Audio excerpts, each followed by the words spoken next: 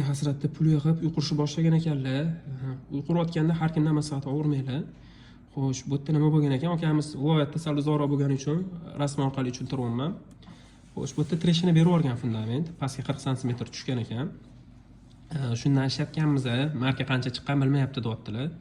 Eslatib o'taman, 450 marka sement degani bu beton ham xuddi shunaqa chiqadi degani emas. Sababi tayinlanishi to'g'ri tayinlanmasa, u markasi tushib ketadi. Shunaqa treshinani bergan har xil tomonidan, mana bu yoqdan 4 tala chetidan bir qavatli uy mo'ljallashgan ekan. Ichida armatura yo'q, podushka ham yonga chiqmagan oyoqlari. Holati shunaqa, hamma yoqda treshinasi bor. Biza bitta yechim etdik, agar markasi to'g'ri chiqsa, ustidan bitta seysmopoyz aylantirsa, ya'ni qo'shimcha uskunalar bersa, bir qavat ko'tarishi mumkin. Agar markasi chiqsa, beton joyida bo'lsa, xudo xolisa siz qilishga ushaveradi deb o'ylayapmiz. Yana turpoqlarni ko'rishimiz kerak. Sizlarda qanaqa yechim bor? Qilsa bo'ladimi yoki buzib tashlash kerakmi?